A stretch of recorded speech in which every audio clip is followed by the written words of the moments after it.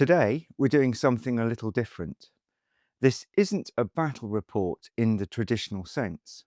It's the story of a game that brought together around 10 players of the Jersey Privateers Gaming Club, thousands of points of miniatures, a huge collection of terrain, and one final farewell to Warhammer 40K 10th edition, before the club moves on to 11th. And what a way to send an edition off. Before a single dice was rolled, there was still plenty of work to do. One of the things people often don't see in videos like this is the preparation. The terrain doesn't magically appear. The tables don't build themselves. The armies don't deploy themselves. What you're seeing here is the result of a lot of people giving up their time to create something special. As players arrived, the city of Manufactorum Sigma 9 slowly emerged from piles of scenery, storage boxes, and transport cases. Walls rose from the table. The complex of the railway took shape, stretching across the battlefield. Defensive positions appeared, and before long we had an 8-foot by 6-foot war zone ready for battle. I have to admit, this is one of my favourite parts of the hobby, watching a table come to life, seeing an idea become a place. And today, that place was a dying Forge world. In the story of this game, Sigma 9 stood on the edge of extinction. A Tyranid invasion had already consumed much of the planet.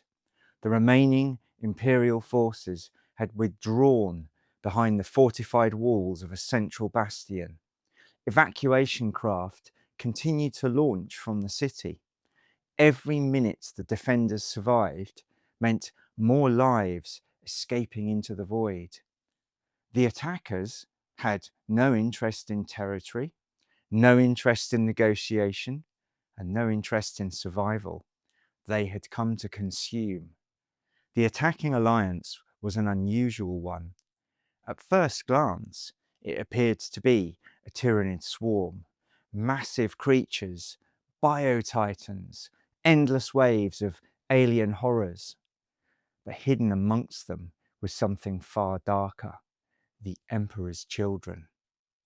While the Tyranids crashed against the walls, the servants of Slaanesh lurked within the horde, waiting for their opportunity to strike. Facing them stood a coalition of Imperial forces: Custodes, Grey Knights, Black Templars, Sisters of Battle, armoured spearheads, and towering above them all, a mighty Warlord Titan. If ever there was a symbol of Imperial determination, this was it. And as the first turn began, both sides wasted no time. The Tyranids surged forward, the Imperial guns opened fire. The defenders immediately launched aggressive counterattacks on both flanks, rather than simply sitting behind their walls. It was clear that this was not going to be a passive defence. The Imperium intended to fight for every inch of ground. By the end of turn 1, damage had been done, but the Tyranid advance had not yet been slowed, nor not significantly. The battle lines had been drawn, the real fighting was still to come, and then turn 2 changed everything. One of the defining moments of the entire game came when the Emperor's children, Knight Desecrator, finally brought an end to the Warlord Titan. For much of the day, it remained standing exactly where it had fallen silent, a gigantic statue of ceramite and adamantium towering over the battlefield. Its destruction created one of those wonderful visual moments that only large games can produce. Around its feet, infantry still fought, tanks manoeuvred, and the monsters charged. The corpse of the Titan became part of the battlefield itself. Elsewhere, the Tyranids struck deep into the Imperial rear areas. A subterranean assault briefly captured the Imperial home objective. For a moment, it looked as though the defenders might lose control of the battle entirely. Reserves had to be diverted. Units were pulled away from the front. The pressure was mounting. But this was also the moment the Imperial counterattack began. Grey Knights and supporting forces launched deep strikes into the Tyranid rear. The attackers suddenly found themselves fighting on multiple fronts. The assaults that had looked unstoppable began to stall. The battlefield swung dramatically, and that became the story of the day. Neither side ever completely took control. Every time one side gained momentum, the other found a way to answer. Every breakthrough created a counterattack. Every victory came at a cost. And that uncertainty kept everyone engaged right through to the final turn. By turn 3, another major player entered the battle, Fulgrim himself, the Daemon Primarch of the Emperor's Children. His arrival had been anticipated all game. Players had been talking about him, planning for him, trying to predict where he would appear. And when he finally emerged, it felt like the beginning of a decisive moment. Surely this was the turning point. Surely this was where the defenders would finally break. Except it wasn't. Because one turn later, Fulgrim was banished back to the warp. His dramatic arrival ended almost as quickly as it began. It was one of those moments that perfectly captures why narrative gaming is so much fun. You couldn't script it, you couldn't predict it, and yet everyone around the table will remember it. And as the game entered its final stages, the Tyranids launched desperate attempts to force breakthroughs along the Imperial lines. Massive creatures pushed forward. Elite units sought weaknesses. The Emperor's Children committed everything they could.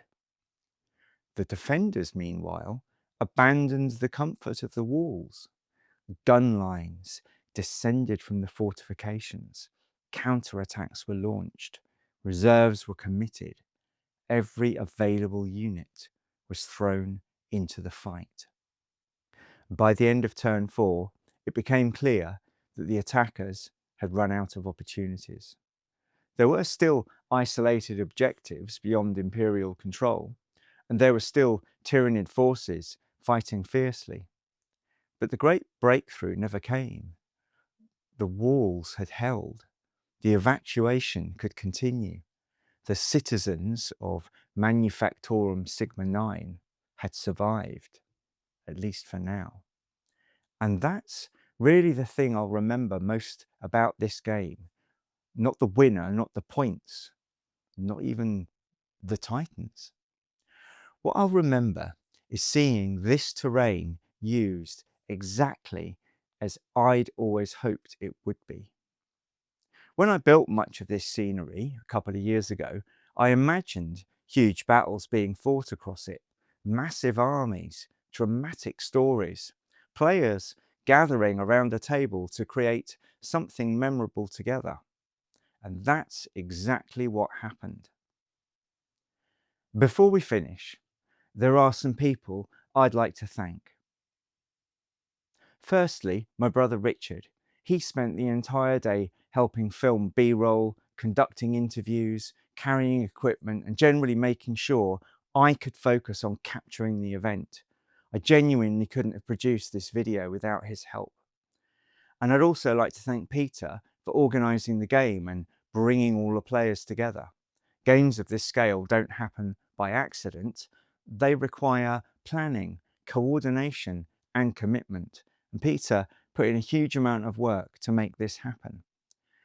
And also thanks to John for helping transport the terrain. With my pickup truck currently out of action, getting this much scenery to the club became a much bigger challenge than usual.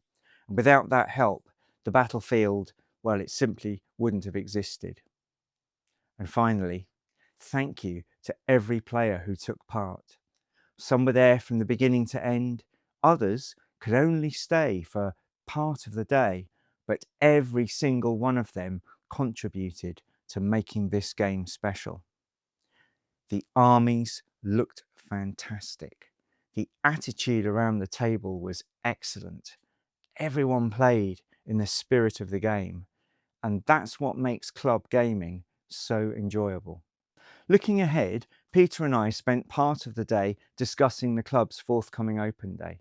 The plan is to combine sections of this Forge World terrain with the Red Desert terrain to create a large showcase battlefield. Experienced players will be demonstrating games, while smaller zones on the same table will introduce visitors to Warhammer 40K. And that should be a fantastic event. And as for me, I'll be continuing my adventures in Rogue Trader for now within the Armoury.